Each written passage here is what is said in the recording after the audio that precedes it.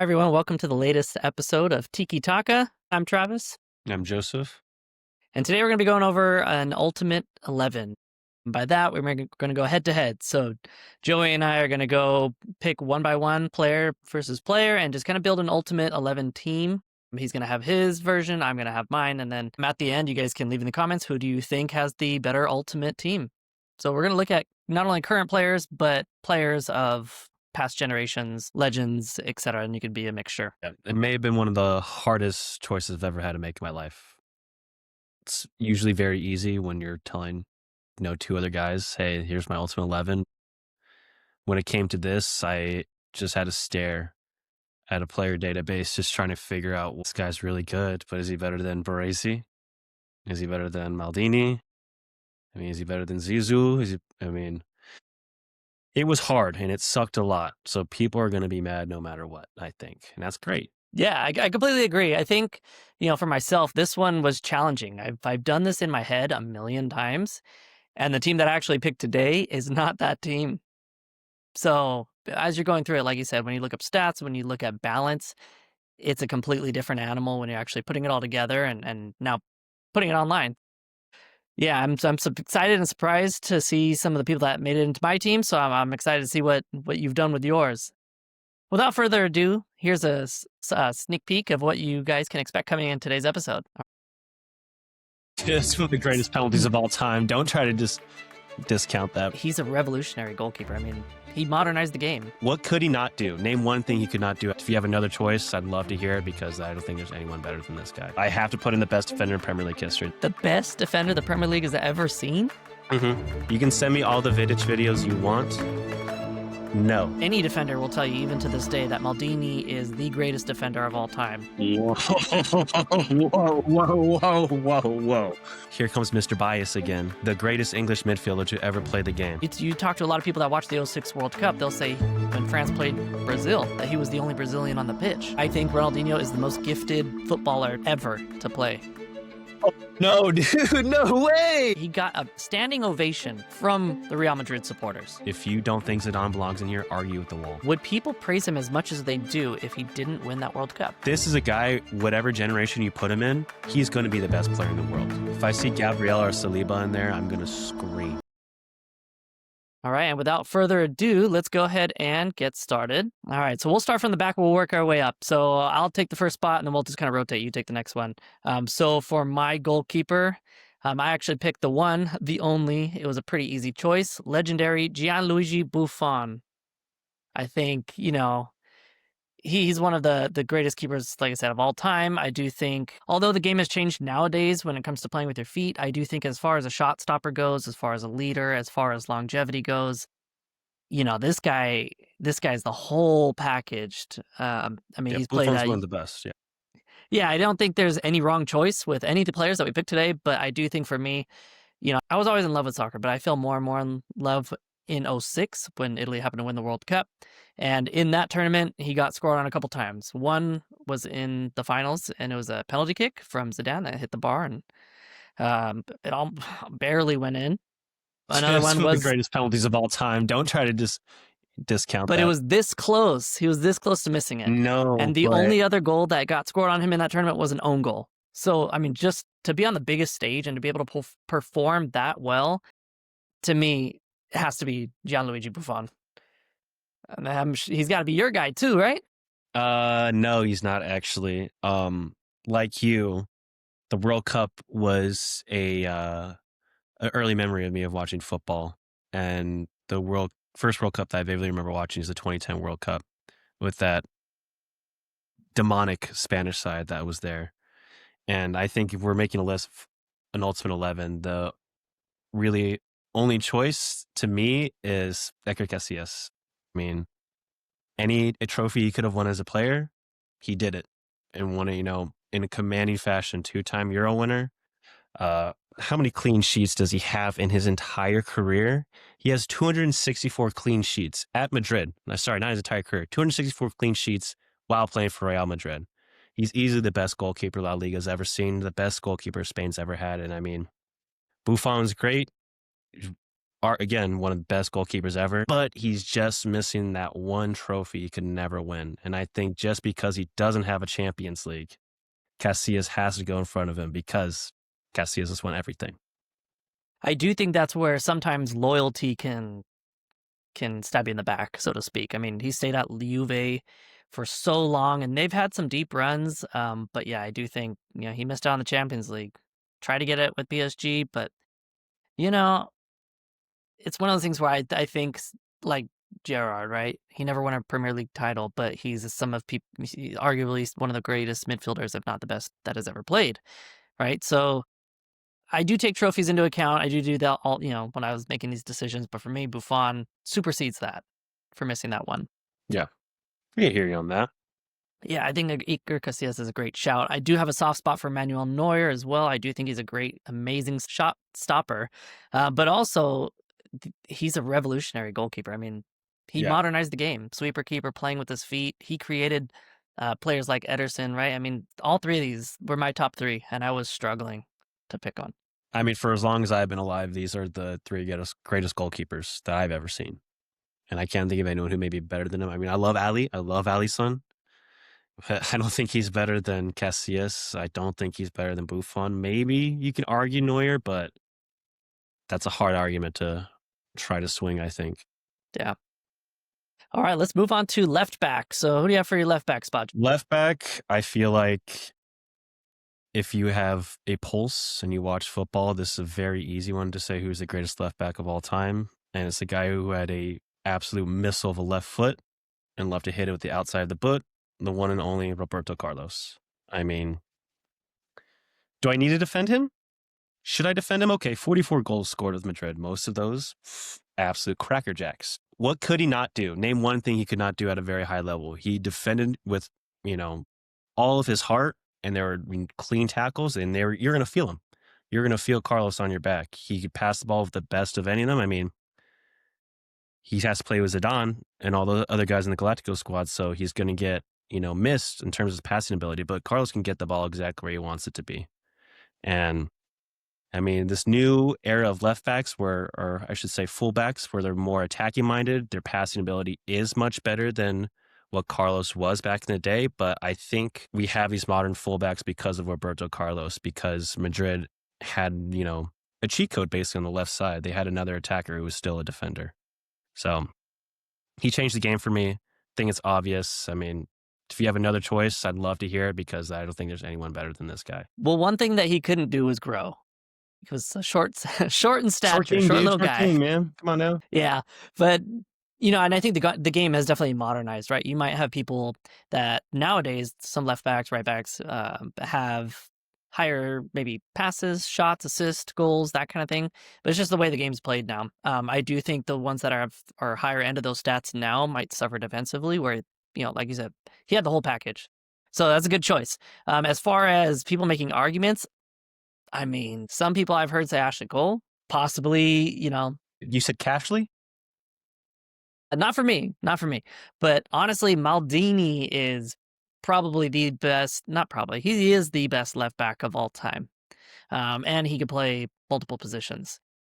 That one for me is no argument. However, I actually picked Roberto Carlos as well. I did not put Maldini here. I do think Roberto Carlos is amazing as well. He's, like I said, he's short, but he is tough. He's strong. He doesn't get pushed off the ball. This guy, scores free kicks. Some of the, for the younger viewers, just Google some of the best free kicks ever, Here's and I'm Carlos sure at least his will come up. Yeah. But yeah, I can't argue with it. I do have Roberto Carlos as my left back as well. Now let's move on to the right back side. For me, I went with the fellow Brazilian, Cafu. Oh, Again, I think he was strong. His longevity. Some people will say his prime was at Roma. For me, I liked him at Milan. Obviously, a little biased. My favorite team is AC Milan, but I think both on the international level and on the club level, dominant. I think he does take this spot, and I don't want to say by a large gap, but several people say Cafu, and that's the first name that comes to mind when you think about the right back. So, you know, great leadership skills. Like I said, he's done it on both international and domestic stages. I personally don't see anybody that can displace him. Well, let me present my argument for that. And this may show my age a little bit, but I was torn between Cafu, but there was just one name that just kept nagging at me, and I couldn't say no to him. So my choice of right back is going to be Philip Lahm, who is easily the best right back I've ever seen. I mean, one of the best defenders I've ever had the joy of watching. Just to be a defensive-minded player and to have 0 red cards in your entire career is pretty impressive. And considering he had almost a 20-year career with 0 red cards, you have to be a master at defending. He went a full calendar year without committing a single foul in the Bundesliga. He's not the sexy, exciting fullback that we see now or what people really enjoy. He's not the hard attacker. He's not whipping balls in. He is a traditional defensively minded, right fullback.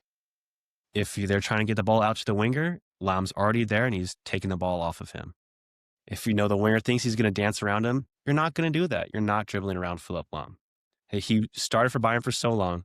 He was the captain at Bayern for so long, regular in Germany, and I think it's for a good reason. He's pure defensive abilities. He's one of the best players to do it all time, bar none, I think. And that's why I have to put him in there just based on what I got to see. And, a full year without a foul, dude, is really impressive. I can't go a full FIFA game without committing a foul. That is pretty impressive. It's good. You got to be darn good at what you do. Yeah, positional awareness, right? I think even, going back to what a quote even Maldini was saying, if you have to slide, you're doing something wrong. Mm-hmm. So, positional awareness is amazing. I think Philip Lahm is a great shout. But I do think you're right. He doesn't have that sexy name. He's more of a household, comfortable, tucks his shirt in when he played his career. He probably still tucks his shirt in every day, Tucks his t-shirts into his shorts. Absolutely. Absolutely. Very professional. Total vibes. You have some people that are like that, right? I think of like a Aspilacueta, same thing. Yeah, very professional. Yes. Yes. Gary Neville, same way. All right, so let's move on to the center backs. This one, let's do them as a pair, as a duo. So I will let you go first on this one and tell me your duo. Oh my God. Who do you got? I feel like this is where the controversy is going to start. This one sucks so much. So I did my best to keep bias out, and I kept bias out pretty well, I think, for the most part. But I couldn't let this one slip. I have to put in the best defender in Premier League history, the best Dutch defender of all time. Virgil van Dijk is going to be on my right side, not the left. Van Dijk traditionally plays on the left. He's on the right. He's going to be on the right for a very good reason. The best defender the Premier League has ever seen? Mm-hmm. You can send me all the Vidic videos you want. No. Rio, Vidic, John Terry. Those are three that I would put above him. United teammates don't even rate Rio. Come on. Please. Come on. Yes, they do. Come on, dude. They do. Then why is Neville saying Van Dijk? Why does Neville say Van Dijk? He's the best right now. Slim pickings, to be honest. You also, that's the argument for another day. There's the number 9 argument, right? Anyways. What number 9s are playing in the Premier League right now that are of the stature of even the ones we have on the screen? All right, dude. Well, if you want me to say who's at Ronaldo's level, I guess I could say maybe Haaland, but that still feels like, you got sacrilegious. So 1 game a year, Van Dijk has to show up. Good. Anyways, and his partner, who personally for me is going to be the captain of this entire organization, is the guy who invented the modern center half. And it's going to be Der Kaiser Franz Beckenbauer. I mean, to go from being an attack-minded central midfielder, be asked to drop into the center half role, and then to continually run the show all the way back there. I mean, there's a reason why teams want to play out the back now. It's because they all wish they had a Beckenbauer there. So modern football owes everything to Beckenbauer, I believe. In terms of center halves, it's all him. You see it plain as day. So that's my back four. And I think it's pretty scary, if you ask me. I think any combination we came up with was going to be scary. That's true, too. Yeah. That's true, right? Okay. Here's our disagreement. I'm going to start with the left-sided center back. All right? Now, for me, This one's pretty obvious. It's got to be Paolo Maldini. Now, I didn't have him at left back because I wanted to squeeze in Roberto Carlos in there, especially for reasons that he goes up and down the pitch. But Maldini, I think any defender will tell you, even to this day, that Maldini is the greatest defender of all time. Not only does he play multiple positions, left back and left center back, but nobody could get past him. He did with an elegance too, dude. I mean, he Exactly. looked pretty out there. Exactly. He's tough, sliding, standing tackle. He can do whatever. And he's there. R9 has said he's the best defender. So many, Ferdinand, so many people go down the list and say Maldini is hands down the best defender they have ever come up against. So for me, easy choice. Easy choice. Next one is where I feel like I'm going to get a lot of hate in comments, a lot of hate from you. I know your boy Beckenbauer, right? Forget Van Dijk. Didn't even make the cut for me. Not even close. Yeah, I did. I would be amazed if he made the bench for you. Right? Doesn't make the bench for me. Beckenbauer, great accolades, everything like that, right? I agree with you on everything you said. However, for me, for my team, I have a difficult time with people that I have never seen play. And I've never seen, some of these people play in particular. Doesn't mean they'll never get in, doesn't mean they're not a great player. I get the argument, like, oh, well, best player could have played a long time ago. It was a lot more physical. The refs let everything go. Like Maradona had to play through getting kicked in the shins. I get those arguments. Maradona punched a ball into the back of the net. Correct. But, like sometimes you do see those arguments in the comments, right? Like, oh, it was so much harder back then, which I would agree as far as physicality, 100%. But I do think as far as sports science and people more interest in the game and, I think pure intensity. the higher level of the average player, I think is higher now than it was in the 30s, 40s, 50s, 60s, 70s. 80s is when it changed for me and it started going up. But even then, not everybody was, as strict full-time as they are now. Some people still had other jobs or apprenticeships, things like that. So for me, I know this is going to be a shock for you, but I love this guy. Thiago Silva. I think, when he was at Milan, Keep going. When he was at Milan, I was so sad to let him go to PSG. He was in every team I picked when I was playing FIFA all those years ago. I recruited Thiago Silva. He is a legend. He's a legend for the Brazilian national team. He's a legend for PSG. This guy's 41 and just signed a deal to come back to Europe to play Porto. I mean, the longevity does have to count for something. Now, although he's never won a World Cup, or Neymar. Sorry, who said that? Right? Although he's never won a World Cup, I do think, somebody for doing it for that long and at 41, people are still trying to recruit him back to the highest level. That does say something. I mean, his leadership skills, his ability to win balls in the air, his aggression, tactical awareness, his ability to pass. Dude, I can't say enough about this guy. This guy to me is severely underrated. I do know, obviously, people think that he's a great defender, maybe a legendary defender, but nobody really ever classifies him as one of the greatest defenders of all time, at least from what I've heard. So I do think, for me, Thiago Silva has always been my favorite center back. So bring it on. Franco Baresi, Mr. Milan. You said no to him. Thiago Silva, man. It goes down to who I've watched. And yes, Cannavaro was kind of on the way out, but I think Thiago Silva, his peak, I think it was better than Cannavaro. Yeah, I was about to say Cannavaro won a Ballon d'Or, but I shit on that Ballon d'Or all the time. He won a Ballon d'Or, he won a World Cup. Yeah. But again, sometimes you just are stuck in a bad team. And obviously Thiago Silva's been on great teams. He's on Brazil, right? And he's been on PSG, Milan, Chelsea. He's been on great teams. However, knockoff competitions, that doesn't necessarily say anything. And I'm going to go back to using the argument of Gerrard, right? Sometimes you just don't win anything. And you have Totti, Francesco Totti. I mean, he won one Scudetto? Never won a Champions League? I mean, won a World Cup? But it's more than that. And I do think, Thiago Silva just embodies leadership, embodies communication, tactical awareness, composure. This guy has the heart that so many people are missing. So that goes a long way for me. And I've seen him play for many years. I didn't see, I never saw Beckenbauer. I mean, you could look up highlights on YouTube, but I mean, if you put everybody's best clips together, anybody's going to look amazing. So yeah. I'm not disrespecting him. I do think, again, he was an amazing player for his time. drop him in today's, would he have hit the same amount of accolades? I don't think so. I think he would have hit a lot, but maybe not to the Well, I don't know extent. if you can say that, man. It still takes skill to drop from being an attacking player to Oh, then 100%. become, a center half and still, control a game like that. I hear you Yeah, that I think these players are still going to they still be amazing in whatever era that they're. 100%. I'm not saying he wouldn't be amazing. I'm saying, would he have hit as many accolades? Let's say he got 99 awards. Would he have hit 99? He might be around 90, 95, 97, but maybe not as many because it's different. It's a different mentality. These guys are getting paid millions. They've, like I said, sports, science. These guys are 100% of the year is focused towards this. So it's a different time. Hear you in that. All right, so let's move on to the number 6, the defensive midfielder. And by the way, as you can already tell, I went with a 4-3-3 formation. Joseph went with the classic 4-4-2 diamond shape formation.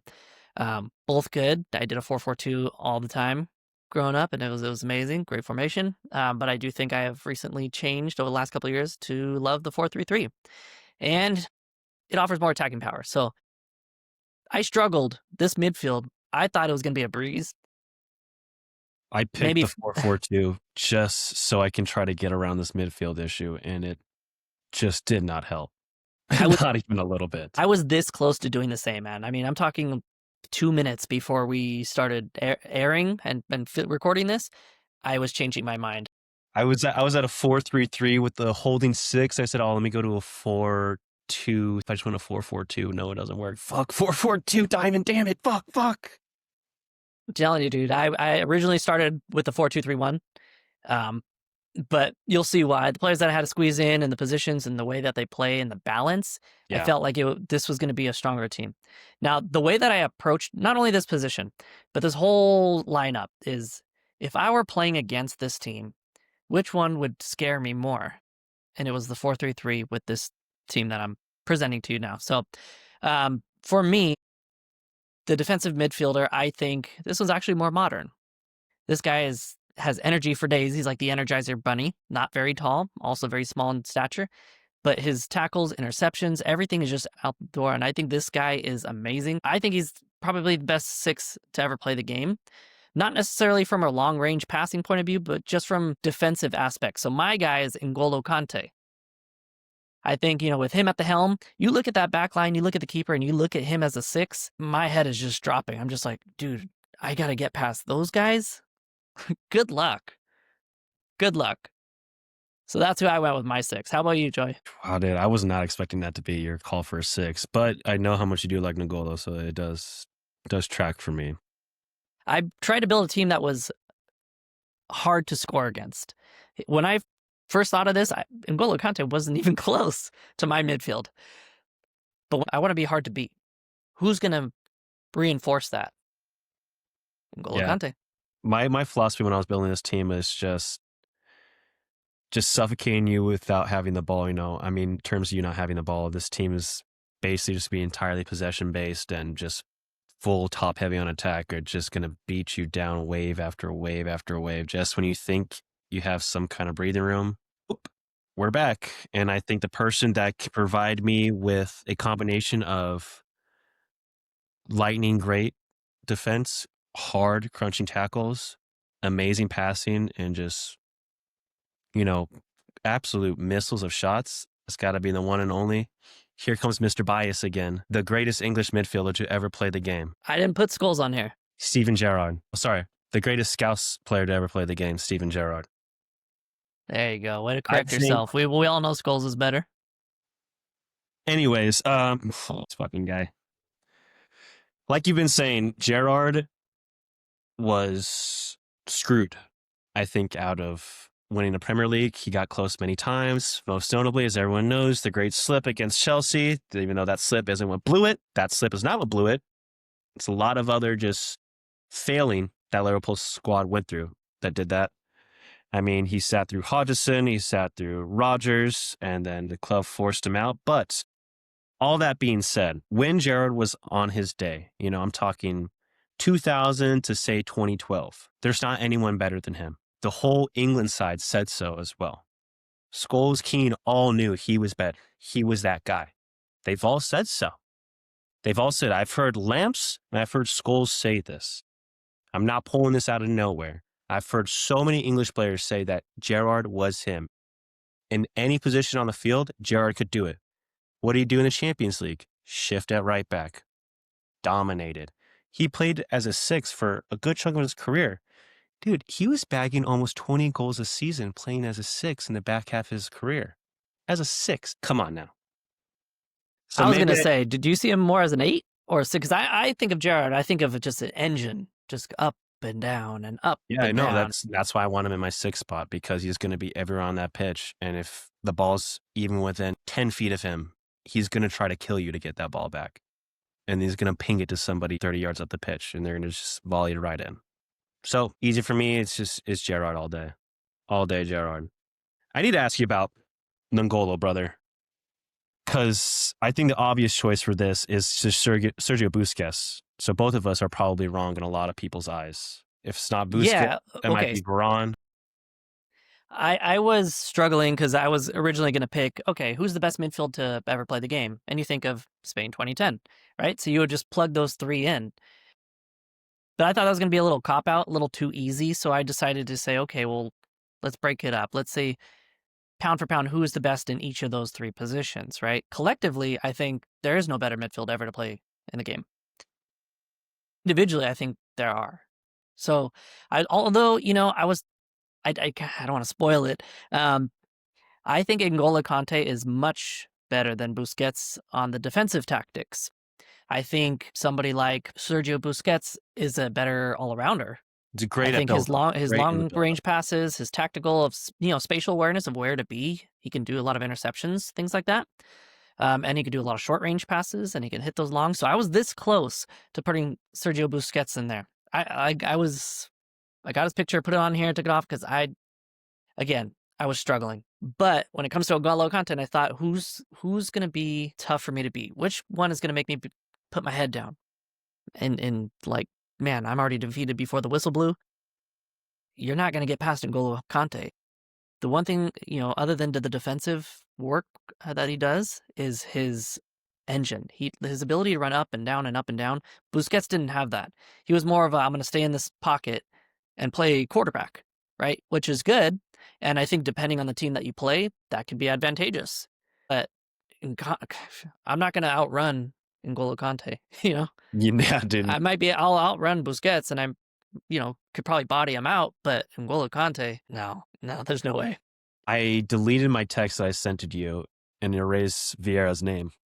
It put Gerrard in there because it's just Yeah, that's it's hard, it's dude. more of a preference, right? I mean, Yeah, it's preference, but yeah, I mean, this is a very unique position where it just kind of depends on what you want as a manager. What do you want your 6 to do? Do you want them just to be that, like a Casemiro? Do you want them to just be a destroyer, just completely ruin somebody's life, or do you want them to be like Piero and just be the maestro deep in the midfield? so as you can see, I went with the destroyer. Yeah, I think for me, I'm more of risk averse and I'm more defensive minded. So that's why I went with the destroyer route. But I was battling. The reason I ultimately went with it is because when you see the attackers, I'm like, they're so attack heavy. I need some people to stay back and yeah, defend. So I that's get why I it. went with it. As far as your Gerard Chow being the best English midfielder of all time, I think he's like that with a lot of people. I think he's definitely like that with a lot of Scousers. But I mean, there's got to be a shout for Scholesy. I think Scholesy, footwork wise, his technical ability Amazing. outclasses Gerard No, he's easily. still good. I think Gerard's engine shot power is better, but for me, it's got to be Scholesy. But yeah, I mean, even he didn't make this list for me here. What does that say? What does it say? That I like N'Golo Kante. No, yeah, it's that whole generation of England was very blessed, and it's Yep, so amazing that they just decided to hate each other and not ever want to win. I hear you. All right, so let's move on to the next one. Let's go with your left-sided midfielder here, Joey. Oh, my left side of midfielder? I thought we were going to go on the right. Okay, so this one on my left. You want to go right? We can go right. Yeah, let's go right. Let's go to my right Okay. first because I want to stay with more of the defensive mindset. I'm going to put one of my favorite players of all time.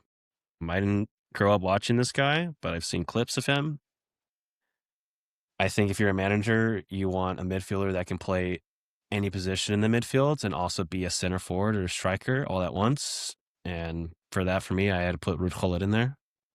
He's believe it's the 87 Ballon d'Or winner. He won that with PSV Eindhoven. He won a Champions League with Milan. He's won a Scudetto with Milan. He's one of the best Dutch midfielders of all time. There's nothing he did on there that he did poorly. He excelled at every single level on the pitch. Defensively, dynamite. I mean, again, offensively, to be the foil to the Van Basten rapier has to mean something, because that's a very dangerous Milan side. And, not for nothing, there was a lot of times when he was outshining Marco Van Basten. And again, at that time, dude, Van Basten was one of the best strikers the world's ever seen, who was on pace to be the best striker of all time. So for me, I want someone who can do a little bit of everything for me. Ruud Gullit has to be in this team. He's also another one that over time just started dropping deeper and deeper. I think by the time he hit Chelsea, he was a center back. But yeah, not a bad shout. Not a bad shout at all. For me, I will also go with the right sided. I went with Zizou. Zizou. I mean, I don't know if I need to make much of an argument here. This guy not only did he have leadership, but he had short range passing, long range passing, like this, defensive tackling, everything. Headbutt This your guy, ass. yeah, he'll headbutt you. Don't say anything about his sister. I mean, he'll take you out, Don't right? say anything about his sister's mom in the World Cup final. This guy retired at 34 in a World Cup final that they potentially could have won. Playing at Real Madrid, he retired on top at 34. Not many players are at that high of a level at that age back then. Now it's a little bit different, right? You have Modric, you have Ronaldo, Messi doing it at different levels at older ages. But at that time, mid-30s, playing at those clubs, and he was like still in his prime. You talk to a lot of people that watch the 06 World Cup, they'll say when France played Brazil that he was the only Brazilian on the pitch. This guy was of a different generation, man. This whole worldly. So I gotta go with Zizou on this. Yeah, Zizou was a different gravy. That's the only word I can say to describe Zidane is just wow. When he gets the ball at his feet, just shut up and watch. I mean, there's nothing more you can really say for him. Simply one of the best. There's a reason why he's constantly in people's top 3 or top 2 of best ever. All right, let's move on to the left side here. I'll go first on this one. Now, you're going to be surprised.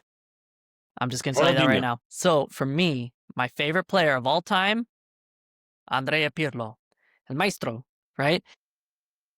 I had him on this team up until about 30 minutes before we started recording this. The reason I had him is because I think he has vision that is unparalleled. Ideally, he would have played this spot where N'Golo Kante is right here. Receiving the ball from the back four, hitting those 60 to 80-yard passes right to your foot, gracefully, elegantly. However, I did not have him in the final cut. I did put Ronaldinho. Oh, no, dude. No way. I know. The reason that I didn't end up going with Pirlo is because I wanted to be difficult to beat, and I wanted a destroyer in that 6th spot. And that's not his game. So I either needed to drop Zidane or Ronaldinho, and I was going to drop Zidane. However, Zidane is Zidane, and it's tough for me to say my favorite player didn't make this team. But again, I think it depends on who you're playing. I think Andrea Pirlo would have brought something different, because if you look at my squad here, I have Ronaldinho and Zidane, both playing 10s, both hard to strip the ball off of them, right? Doing those short passes, but I don't have anybody necessarily making those long range passes. So that's why I was going to drop Pirlo in here. But I couldn't get past I needed a solid back 5. I mean, it doesn't take much to just tell me to take N'Golo Kante out and put Pirlo in. I could do that easily. But this is kind of what I'm going with today, is just how I woke up and I'm like, I don't want to be scored against. So this is what I went with.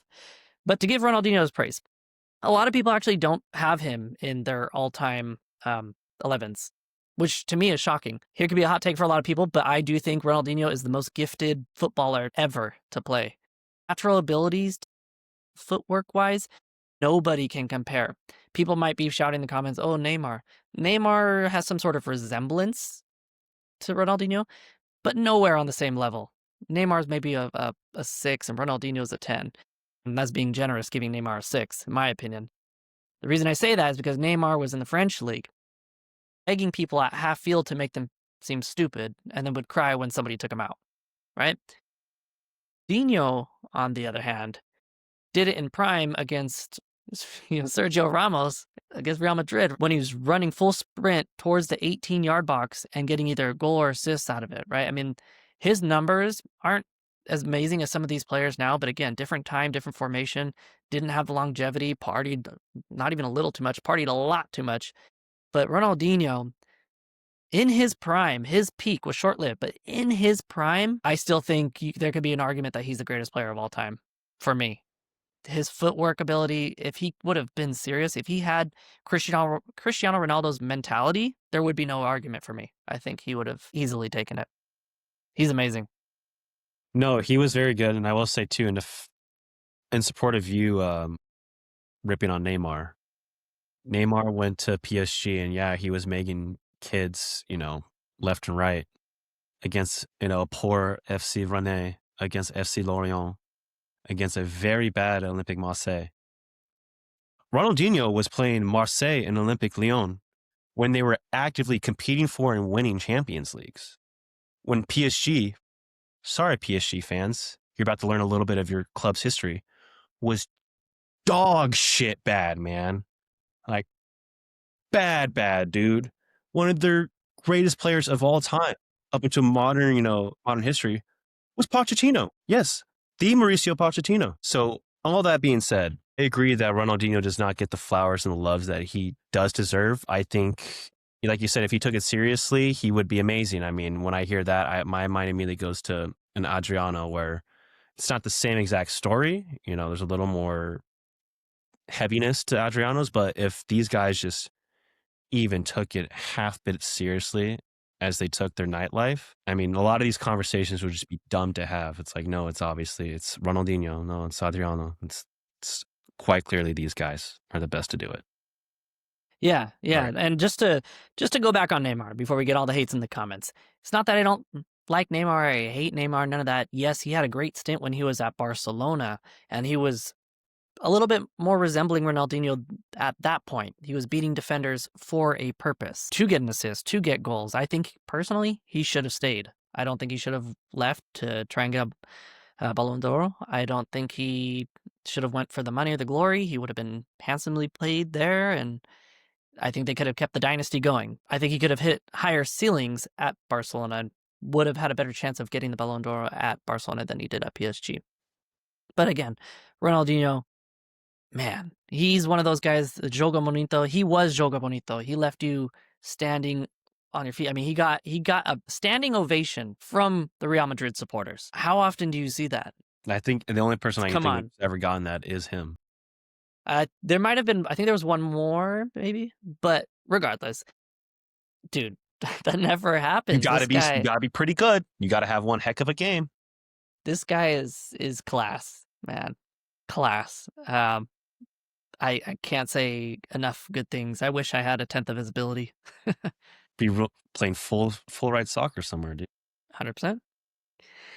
All right, so now let's go to yours. Well, we've already talked about him. Oh, I guess I can just add to this guy. He's the 98 Ballon d'Or winner. He has 445 matches played in his entire career. And he only has that many matches played his entire career because he felt like taking a break. Just the way this guy could get around 8 defenders with one half turn and then just charge all the way up the pitch and just take a crack from 20 yards and it's going top bins. I mean, there's not going to be another Zinedine Zidane, I don't think. I'm very blessed to have gotten to see Zizou in the limited capacity that I did get to see him in, because boy, oh boy, he was good. And I have nothing left to say for Zidane. I mean, if you don't think Zidane belongs in here, argue with the wall.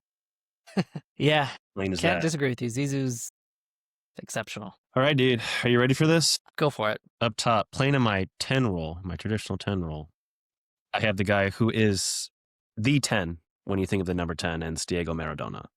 I mean, yeah, the hand of God is a kind of it's a black mark on his career, but Not for some people. yeah, not for the Argentinians. That was a clean goal, dude. But Right. when you watch tapes of Maradona, we were talking about how Neymar was making people look like a fool, in PSG. Maradona was doing this game in, game out. He didn't care who he was playing. It could be Champions League. He'd be at Serie A with Napoli. He could be at Barcelona. It did not matter. Maradona was going to toy with you. He was going to make you want to quit. Not because he's working harder than you, just because he's that much better than you. And you see he's not working as hard as you. I mean, he's one of those guys, Zidane, where he's in everyone's top 3, top 4. And if you don't have him in there, then you need to stop watching this game because it's clearly not for you. Yeah, Diego Maradona's my 10, easy. So you're saying he's one of your top 3 players of all time? I don't think he makes mine. So I Who might be would you one of put those over guys him? talking to the wall, man. Oh I my, can't spoil it, bro. I can't spoil it for you. You have to see man, till the yeah. end. But I will say, let's take VAR and let's put it into the 80s, and the hand of God obviously gets ruled out, right? Would people, not that he's not good, again, one of the most probably top 5 of all time. He is in my top 5. But would people praise him as much as they do if he didn't win that World Cup? I think so because he put a the city of Naples is very beautiful. He Well, that's put where my a family's from. he put a dumpster fire of a club, Napoli, on the map just by being as good as he was. So I think even if the hand of God didn't happen, we're saying VAR is there. This guy was getting the shit kicked out of him every 2 Agree. seconds, dude. Every step, someone's kicking him right in the knees. But what I mean is that, people, especially particularly Argentinians, right? A lot of people still consider Maradona better than Messi. Oh, he led a really poor team to the World Cup final and won. Well, Messi kind of did the same thing, right? And has longer longevity. So I guess, what I'm saying is that if he didn't win that World Cup, would they be struggling between that Messi versus Maradona, or would it No, clearly be Messi at that point? no way. I mean, I'm sure Maradona would be the easy second for them. But I'm not Argentinian, so I can't say I get their argument, but I don't understand that. I mean, Ballon d'Or wasn't a thing when Maradona was really playing, but Messi has 7 of them. He's won a shitload of Champions Leagues in La Liga. He's got the World Cup too, so now you're just picking out hairs at this point, and it's kind of Yeah, like, of well, course. who's your dad like? Okay, he likes him, well, I like Messi. Or it's just a generational gap. It seems like, that's what's developing. Yeah, I do think we should. If you're Argentinian in the comments below, let us know about that. Between Messi and Maradona. Now for mine, I'm gonna And go on my Higuain, don't forget Gonzalo. legend, legend. Also played for Napoli. Yeah, he did. And So for Juve. my left-sided, I think it's pretty clear. It's got to be CR7. Cristiano Ronaldo's stats speak for itself. This guy's gonna hit 1,000 goals before he retires. And yes, he might not be everybody's cup of tea. He might be cocky. I think almost all these players are pretty damn cocky. Maybe other than N'Golo Kante. I think to play at a certain level, you do have to have that kind of confidence, borderline cockiness. But let's face it, he's cocky, but he's damn good. Good luck stopping him. He's fast. He's got the height. He's got, when you're looking at a footballer and you're trying to say, okay, well, let me build one. He's kind of got the physique that you're looking for all around. Now, obviously, he had to work for it. As far as technical wise, I don't think he's as technically gifted as somebody like Ronaldinho, Messi's, but the numbers speak for itself. Ronaldo, especially when he cuts inside, good luck stopping him with his speed, his power, his determination. This guy is probably one of the best athletes out of any sport. His determination reminds me of kind of like Michael Jordan. This guy's just practice, practice, practice 24/7. Still doesn't drink. He's in his 40s. Still taking care of his body. I mean, he got tested a couple of years ago to see what his body is mimicking, and it's mimicking like a 27-year-old. Wow. I mean, I don't think I need to say any more. Yeah, the Messi Ronaldo argument, I think it's come and gone. Um, don't think it needs to be hashed out anymore. I will say this about Ronaldo. I was never really a Ronaldo guy, but like you said, if you're trying to build an ideal football player, they're going to look like Cristiano Ronaldo. And if you want someone to be a lethal striker of the ball, doesn't have to be a 9. I want Cristiano Ronaldo. And there's some great 9s that I've played before. 9 times out of 10, if you're giving me, R9, you can give me Lewandowski, whoever, I want Cristiano Ronaldo to be on that one-on-one, and he's going to bury that, 99% of the time. What the best goal scorer, of all time, I think, easily.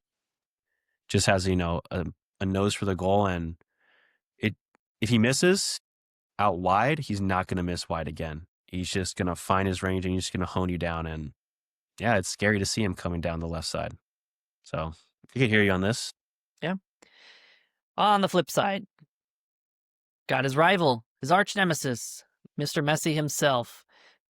I mean, again, I don't know if I need to say anything about this. You're talking arguably about, two of the best players to ever play the game. Sometime, some people say this guy's number one, this guy's number two. I'm not personally a Ronaldo fan or a Messi fan in per se. I'm more of a team kind of guy. But there's no stopping him. I mean, his technical ability is great. Student of Ronaldinho, I would say. Although Ronaldinho is more flashy and he's got better footwork than Messi, I think Messi learned what he could from Ronaldinho and made it more effective, if that makes sense. So he keeps the ball close to his foot and does a lot of short cuts and uses his burst of speed to get by people. He doesn't need to do a step over when he can get by you quicker by just He's doing a highly cut. efficient. So he's highly efficient, highly intelligent. This guy's goal and assist numbers are off the charts. Personally, I think Messi is the greatest player to have ever played the game. His longevity, along with his stats and his brain, he's been able to adapt playing false nines, tens out wide on the right. I think this one also goes without saying.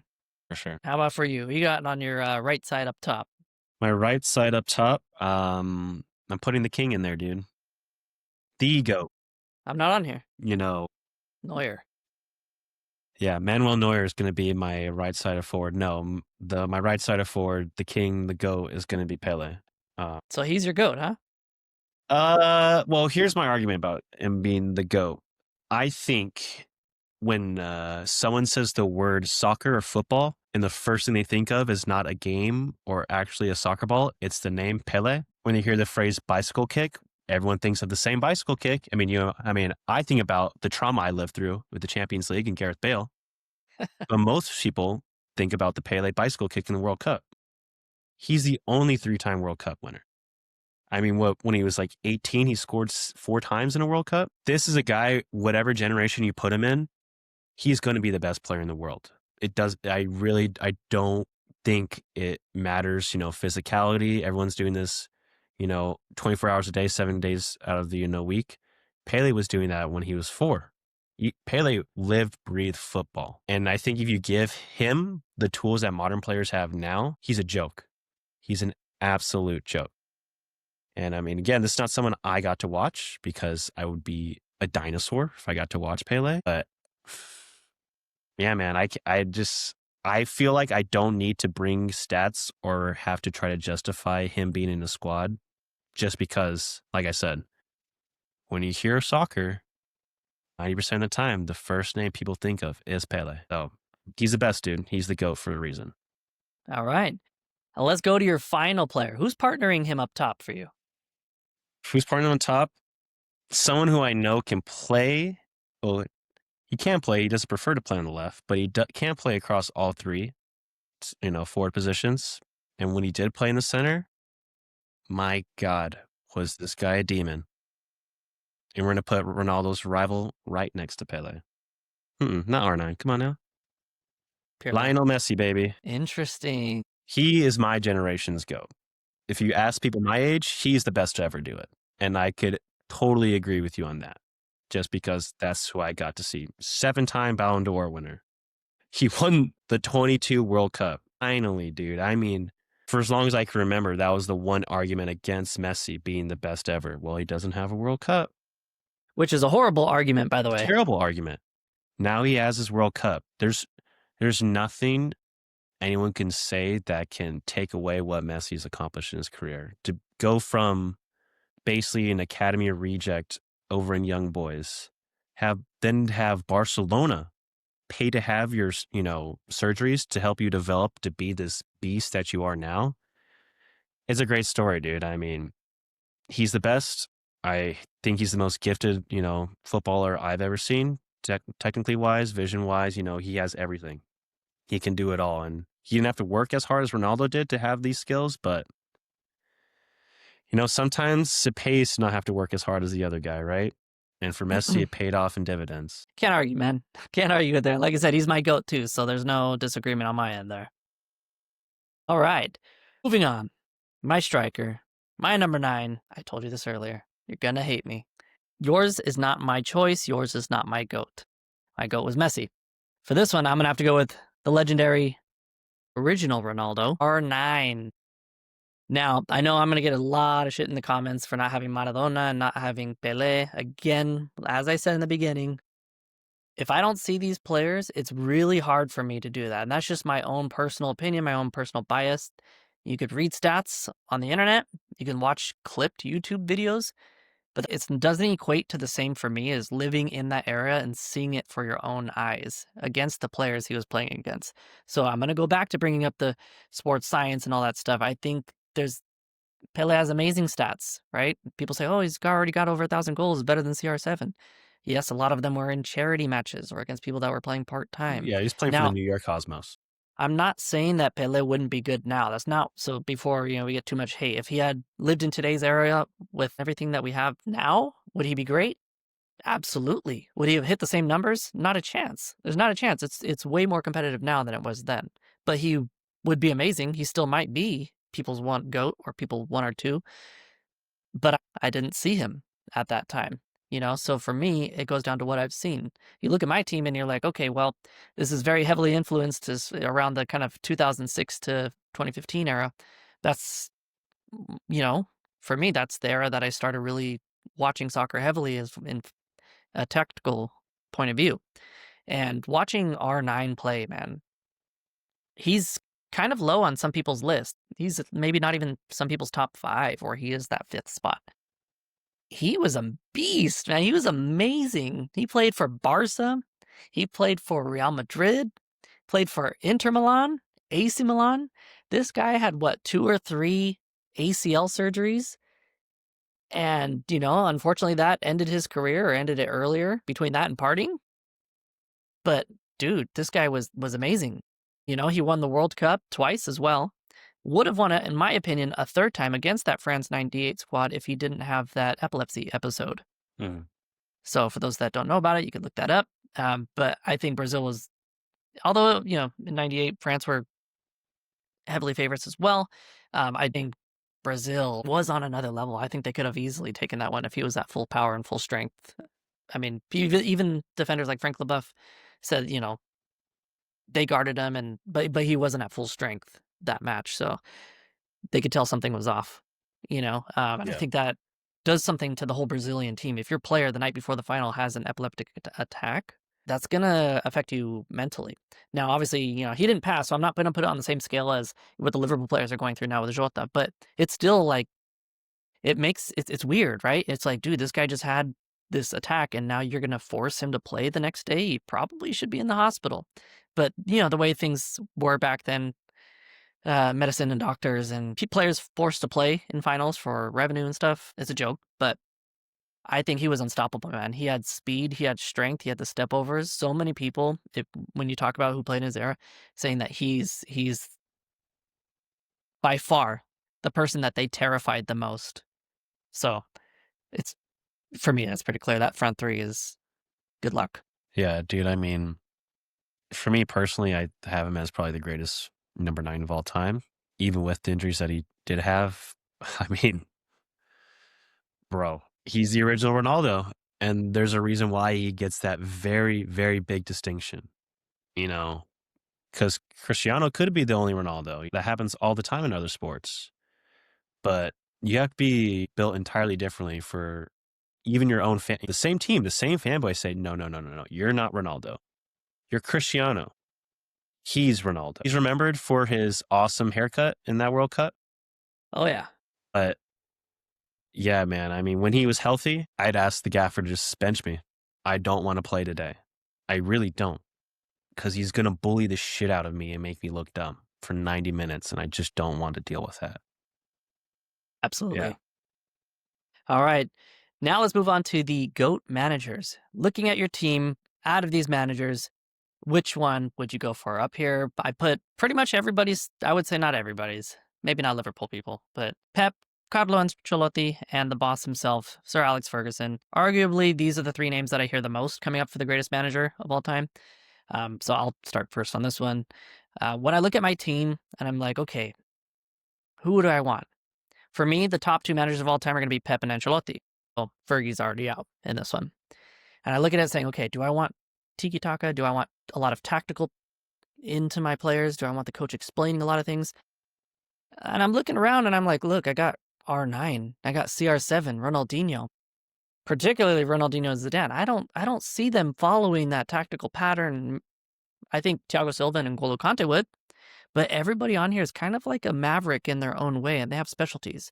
And especially with a team of this much ego, this much talent, I think dictates a different kind of manager, less tactical manager and more of a man manager. So for me, this decision was pretty easy. I think Carlo Ancelotti is my GOAT manager of all time, especially for this team.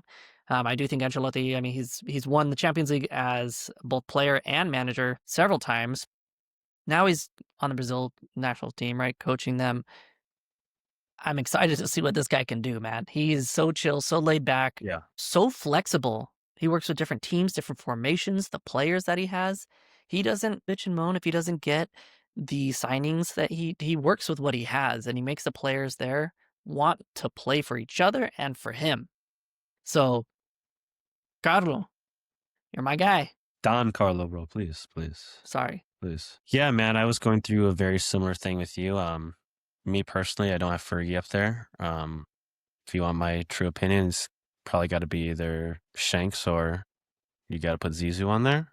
I think Bill Shankly revolutionized English football as well. I mean, granted, it's probably 20 years prior to Fergie did it, but Shanks gave Liverpool its modern identity, and he's one of the best ever for me. But anyways, I look at my squad and I'm very torn because I see a lot of players who are Mavericks, but it does feel it's full of guys who are willing to work hard in a system and would thrive having some form of structure, saying you get the ball here, turn 3 inches to your left, and you should see 4 different options for you. Pep would be perfect for these guys, right? I mean, I want to have a possession-based style. I want them to completely break a team's will to live with just constant attack after attack after attack. But when I think they would do that even if I were manager. These guys are pretty good. Yeah, no, they would do that. And so when I say that, okay, well, I don't necessarily need to have a psycho on the sidelines going every 3 seconds. Maybe I just need someone who's willing to raise his eyebrow so my forward up top knows to stop being a shithead and to break left. So for me, I think Don Carlo, he's the best manager to ever do it, man. Like you said, won the Champions League as a player for Milan, then became a manager and won 2 of them. He's won 3 at Madrid, every single league he's ever been in. He's won at almost every stint as well. And when he was manager at Everton, let me tell you how much I fucking hated that shit, dude, because that was a really good Everton side for no reason. And thank God he left immediately, dude. Thank God. Carlo is just, he's simply the best, dude. Like I said, he's Don Carlo for a reason. He's great. I mean, Pep is good. Pep has won everywhere he's been to, but Ancelotti's been to more places and won some more stuff. So sorry, Pep. It's Ancelotti. You're actual antichrist, bro. The antithesis of Pep. Yeah. So I think either of these teams are scary. Man, I would piss my pants if I was playing against any of these teams. Obviously, there's going to be some players that probably are missing out. There's only so much I can put on the screen. Only 11 spots. I could have Only put one Nunes on manager? here. I'm sorry. He's still looking for the net. Could have put Darwizzi on there. Hey, bro, he's doing fine in Saudi, okay? Chill on him. Who isn't? That wraps up today's episode, everybody. Thanks for joining us. Put in the comments whose team do you think would win, either Joseph's or myself's, or if you think you have an ultimate 11 that would be either of ours, go ahead and drop those names in there. We'd be curious to see who you guys think your ultimate 11 is. If I If see you like- Gabriel or Saliba in there, I'm going to scream. You'll only see that from the Arsenal fanboys. Dude, okay, well, obviously Saka gets into the 06-07 Milan side. I think he easily gets into that repeating Madrid side. No problem, bro. He completely displaces Gareth Bale. Yeah, some of those reels are incredible, but save that for another Fire day, takes. right? Fine takes. Keep it up, Gunners. Keep it up, you Gooners. Please. Dude, the City are gonna catch them. They're close. Dude, we're all waiting. We're all waiting for the shoe to drop like it always does. It's nice that they decided to double 4th place to go to 2nd, but Know your spot. Good girl. Good girl. Know your role. All right, everybody. If you like this video, go ahead and like and subscribe. We'll see you guys in the next one. Bye bye.